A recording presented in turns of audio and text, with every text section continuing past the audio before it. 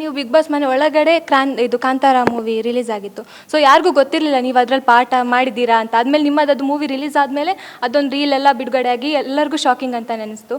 So ನೀವು ಅದರ ಬಗ್ಗೆ ಹೇಳೋದಾದ್ರೆ ಯಾಕೆ ಮುಂಚೆನೇ ಬಿಟ್ಕೊಟ್ಟಿಲ್ಲ ಕಾಂತಾರದಲ್ಲಿ ಇದ್ರಿ ಅನ್ನೋದನ್ನು?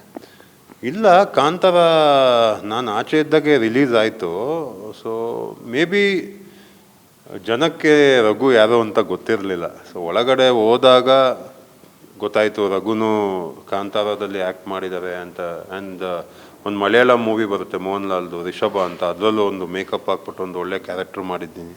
ಸೊ ಜನಕ್ಕೆ ಅವಾಗ ಗೊತ್ತಾಗ್ತಾ ಹೋಯಿತು. ಇವನ್ ಮೈ ಅಚೀವ್ಮೆಂಟ್, ನಾನು 25-30 ಇಯರ್ಸಲ್ಲಿ ಏನು ಅಚೀವ್ ಮಾಡಿದ್ದೀನೋ ಜನಕ್ಕೆ ಸ್ಲೋಲಿ ಗೊತ್ತಾಗ್ತಾ ಇದೆ ಇವಾಗ ಎಷ್ಟು ಕಷ್ಟಪಟ್ಟಿದ್ದೀನಿ ಲೈಫಲ್ಲಿ ಅಂತ. So this is Bigg Boss. Bigg Boss ಒಬ್ಬರನ್ನ ಕೆಳಗಡೆಯಿಂದ ಆಕಾಶದ ತನಕ ತೊಗೊಂಡೋಗುತ್ತೆ. ಇವಾಗ ನೀವು ಗಿಲ್ಲಿ ಕ್ರೇಜ್ ನೋಡ್ತಾ ಇದ್ದೀರಾ, ಏನು ಬೇಕಾದ್ರೂ ಆಗ್ಬೋದು ಬಿಗ್ ಬಾಸಲ್ಲಿ. ಸರ್, ಈಗ ನೀವು ವೇಕಪ್ ಅಂದ್ಕೊಂಡು ಒಳಗಡೆ ಹೋದ್ರಿ. ಸೊ ಎಲ್ಲರನ್ನ ವೇಕಪ್ ಮಾಡಿದ್ರ ನಿಮ್ಮ ಪ್ರಕಾರ? 100%. ಯಾಕಂದರೆ ನಾನು ಹೋದ್ಮೇಲೆ ಅಲ್ಲಿ ಗೇಮ್ ಫುಲ್ ಕಂಪ್ಲೀಟಾಗಿ ಚೇಂಜ್ ಆಗೋಯ್ತು. ನಾನು ಕ್ಯಾಪ್ಟನ್ ಅದೇ, ಆಮೇಲೆ ಪ್ರಿನ್ಸಿಪಲ್ ಅಂತ ಒಂದು ಕಾನ್ಸೆಪ್ಟ್ ಸಿಗುತ್ತೆ, ಕಿಚನ ಚಪ್ಪಾಳೆ ಸಿಕ್ತು. ಸೊ ಮನೆಯವ್ರಿಗೆ ಒಂಥರ ಏನಪ್ಪ ಇವನು 4th ವೀಕಲ್ಲಿ ಬಂದು ಇಷ್ಟೊಂದೆಲ್ಲ ಮಾಡಿಬಿಟ್ಟ ಅಂತ. ಯಾಕಂದರೆ ಎಲ್ಲರೂ ಮಾತಾಡ್ಕೊತಾ ಇದ್ರು, ಎಲ್ಲೋದು ರಘು ರಘು ರಘು ಅಂತ ನೇಮ್ ಇತ್ತು. ಸೊ ಅಲ್ಲಿಂದ ಅವರು ಮೋಟಿವೇಟ್ ಆದರು. ಸೊ ಚೆನ್ನಾಗಿತ್ತು ಅಲ್ಲಿಂದ ಗೇಮ್. ಅಂದರೆ ನೀವು ಹೋದಾಗ ಎಲ್ಲರೂ ಅಂದ್ಕೊಳ್ತಿದ್ರು ವೇಕಪ್ ಅಂತ ಬಂದರು, ಮೈಕ್ ಇಟ್ಕೊಂಡು ಬಂದರು ಅಂತ. ಆದರೆ ಅಲ್ಲಿ ನೋಡಿದ್ರೆ ಬೆಳ್ಳುಳ್ಳಿ ಕಟ್ ಮಾಡಿಕೊಂಡು ನೀರುಳ್ಳಿ ಕಟ್ ಮಾಡ್ಕೊಂಡಿದ್ದಾರೆ ಅಂತ ಗಿಲ್ಲಿಯವರೇ ರೇಗಿಸ್ತಿದ್ರು. ಸೊ ಅದರ ಬಗ್ಗೆ ಅಲ್ಲಿ ನಿಮಗೆ ಟ್ರಿಗರ್ ಆಗಿದ್ದು ಇದೆ ಆ ಮಾತಿಗೆ, ಗಿಲ್ಲಿಯವರು ಹೇಳಿದ್ದಕ್ಕೆ. ಸೊ ಅದರ ಬಗ್ಗೆ ಏನು ಹೇಳ್ತೀರಾ? 100% ಆ ಮಾತಿಗೆ ಟ್ರಿಗರ್ ಆಗಿದ್ದೆ. ಆ್ಯಂಡ್ ಅದನ್ನು ಗಿಲ್ಲಿ ಹತ್ರನೂ ಮಾತಾಡಿದೆ, ಹಂಗೆಲ್ಲ ಮಾತಾಡಬೇಡ ಅಂತ. ಯಾಕೆಂದರೆ ಕುಕ್ಕಿಂಗ್ನ ನಾನು ಫೋರ್ಸ್ಫುಲಿ ಮಾಡಲ್ಲ ಯಾವಾಗ, ಇಟ್ಸ್ ಎ ಪ್ಯಾಷನ್. ಸೊ ನನಗೆ ಇಷ್ಟಪಟ್ಟು ಮಾಡ್ತಾಯಿದ್ದೆ. ಸೊ ಅದೇ ವ್ಯಕ್ತಿತ್ವ ಬೇರೆ. ಆ್ಯಂಡ್ ನನ್ನ ಇವಾಗ ಬೇರೆಯವ್ರ ಜೊತೆ ಮಾತಾಡುವಾಗ ಒಂಥರ ಇರ್ತೀನಿ, ಜಗಳ ಆಡುವಾಗ ಒಂಥರ ಇರ್ತೀನಿ, ಆ್ಯಂಗರ್ ಬಂದಾಗ ಒಂಥರ ಇರ್ತೀನಿ.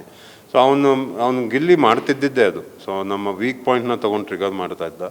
ಸೊ ಗಿಲ್ಲಿಗೆ ಹೇಳ್ತಾ ಇದ್ದೆ, ಸೊ ಆ ಒಂದು ಸೆನ್ಸಿಟಿವ್ ವಿಷಯ ಅಂತ ಬಂದಾಗ ಮಾತಾಡಬೇಡ ಅಂತ. ಸೊ ಗಿಲ್ಲಿ ವಾಸ್ ಓಕೆ, ಸಾರಿ ಕೂಡ ಕೇಳಿದ್ದ ನನಗೆ, ಇನ್ನೊಂದ್ಸತಿ ಆ ಥರ ಮಾತಾಡಲ್ಲ ಅಂತ. ಆದರೆ ಎಷ್ಟೋ ಸಲ ಗಿಲ್ಲಿಯವರ ಪ್ರಕಾರ, ಅಂದರೆ ಗಿಲ್ಲಿಯವ್ರು ತಮಾಷೆ ಮಾಡಿದಾಗ ಧ್ರುವಂತ್ ಅವ್ರು ಹೇಳಿದ್ದಾರೆ, ಆದರೂ ಗಿಲ್ಲಿಯವ್ರು ತಮಾಷೆ ಮಾಡ್ತಿದ್ರ? ಅಂದರೆ ಧ್ರುವಂತ್ ಅವ್ರು ಅದನ್ನೇ ವಿಷಯವನ್ನು ಇಟ್ಕೊಂಡು ಮಾತಾಡ್ತಾರೆ. ಅಂದರೆ ಧ್ರುವಂತ್ ಆ ಥರ ಮಾಡಿದ್ದಾನೆ, ಗಿಲ್ಲಿ ಈ ಥರ ಮಾಡಿದ್ದಾನೆ ಅಂತ ಅದೇ ವಿಷಯವನ್ನು ವೀಕೆಂಡಲ್ಲಿ ಹೇಳ್ತಾರೆ. ಸೊ ನಿಮ್ಮ ಪ್ರಕಾರ ಅವರು ಆ ವಿಷಯವನ್ನು ಬಿಡ್ತಿಲ್ವಾ, ಅಥವಾ ಗಿಲ್ಲಿಯವ್ರು ಮತ್ತೆ ಚೇಂಜ್ ಆಗಿಲ್ವಾ? ಯಾವ ಥರ ಗಿಲ್ಲಿಯವರು? ಇಲ್ಲ, ಬಿಗ್ ಬಾಸ್ ಮನೇನೇ ಹಂಗೆ. ಇವಾಗ ಒಬ್ಬ ಕಂಟೆಸ್ಟೆಂಟ್ನ ವೀಕ್ ಮಾಡಬೇಕು ಅಂದರೆ ಅವ್ರು ವೀಕ್ ಪಾಯಿಂಟ್ ಇಟ್ಕೊಂಡೇ ಟ್ರಿಗರ್ ಮಾಡ್ತಾರೆ. ಇವಾಗ ಒಂದು ಇಷ್ಟ ಇಲ್ಲ ಅಂದರೆ ಅದ್ರ ಬಗ್ಗೆನೇ ಮಾತಾಡ್ತಾರೆ. ಅದೇ ಗಿಲ್ಲಿ ಪ್ಲ್ಯಾನಿಂಗ್. ನಾವು ಅದನ್ನೇ ಮಾಡ್ತಾ ಇದ್ದಿದ್ದು.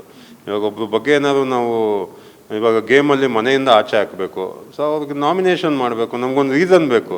ಸೊ ರೀಸನ್ ಬೇಕು ಅಂದರೆ ಕೆದಕಬೇಕು ರೀಸನ್ನ. ಸುಮ್ಮನೆ ರೀಸನ್ ಸಿಗಲ್ಲ. ಎವ್ರಿ ಡೇ ಒಂದು ರೀಸನ್ ಹುಡುಕ್ತಾ ಇರ್ತೀವಿ ನಾವು. ಸೊ ಹುಡ್ಕೋದು ಹೆಂಗೆ, ಆ ಮನುಷ್ಯಂಗೆ ಒಂದು ಸ್ವಲ್ಪ ಟ್ರಿಗರ್ ಮಾಡೋದು, ಅವನೇನೋ ಕೋಪದಲ್ಲಿ ಮಾತಾಡೋದು, ಅವಾಗ ನಮಗೊಂದು ರೀಸನ್ ಸಿಗುತ್ತೆ. ಸೊ ಅದೇ ಬಿಗ್ ಬಾಸ್ ಆಟ.